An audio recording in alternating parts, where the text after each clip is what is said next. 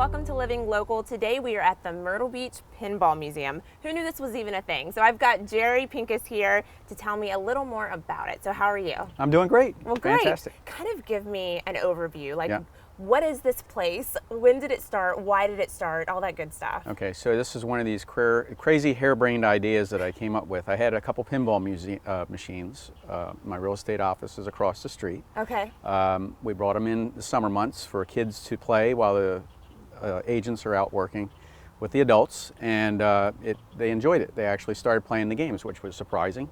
And then we started picking up a machine here, a machine there. They started coming home.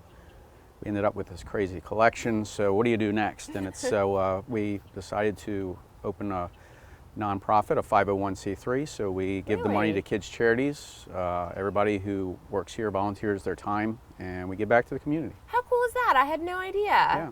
Back in the day, I'm an 80s geek anyway, so used to play pinball. That was the game. It was either that or Pac-Man or video games. Sure. So went and played a game that I hadn't played in a long time, and it's just one of those things that just kind of takes you right back to the time when you're a youth. You know, there's not many things in life that you can do where it just takes you back to that time. And so I said, wow, this is pretty cool. Maybe other people would like to do this. And I had some friends that came over and they all had a blast. Right. But then where do you go to play pinball anymore? There's no machines anywhere, so that's kind of how this evolved. Yeah, no, I love it. I love it. There's 26 machines on display. They rotate in and out all the time. Old machines break, so there's always parts to be had or something to be made. So we rotate those games in and out. There's some that are in restoration right now. Okay. The nice thing is they're from the 70s to the 90s, and there's actually some from 2020 even. So there's some new ones. Oh, that's fun. Pretty broad spectrum of types of games play, you know, the ones that are really hard to play and then the others that are kind of rare and you just don't see. So Right, but they are all pinball. All pinball, yep. No, there's no other games in here but pinball machines. Just straight pinball. That's just awesome. Old school. So, you know, does it cost anything to come in? Or how much is it to play? All that good stuff. Sure. So the traditional way would be you'd put quarters into a game, right? So we don't do that here. It's an admission. It's a museum. So once you pay $12 admission per person, you get a full hour of play. You get to play all the games, as much as you can play during the hour. That's pretty neat. So what is the oldest game that you have here? We have a couple from 1976. Those are old electromechanicals. There's not a computer in there. It's a half a mile of wire.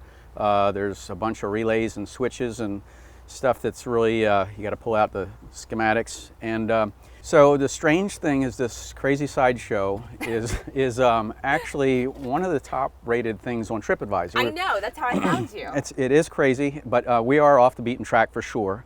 We're on a lot of like Obscura type sites, people who are looking for the roadside attractions in America, and we're on that kind of thing. So we get a lot of traditional pinball players. We get a lot of people who are looking for history, certainly for history that is, you know, I guess pop culture and artwork, because the machines do have a lot of artwork. Some of the artists on there are fairly famous and have gone on to do other things. Wow, that's interesting. Yeah. We do have on each machine, there's a placard that says the date that it was made, how many were manufactured, the factory that made it, what its features were, like if it evolved and had a certain feature to it during time, they kept on getting more and more features. We have people who do come from all around the world, believe it or not. Do you really? So yes, we've had people from Japan, we've had people from Germany, No way. Australia, specifically to come to Myrtle Beach, yes, to play pinball.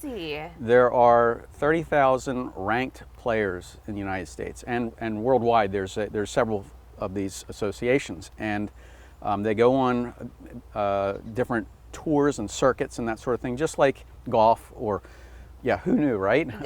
Bowling or these other things, but they actually do. And to watch some of these players play, there's certainly a skill to it. Yeah. Well, Jerry, thank you so much for showing us around the Myrtle Beach Pinball Museum. It's been a lot of fun. Appreciate you coming out, and we really do appreciate the community, the support that we've received, and it's all about giving back to the community, so appreciate that.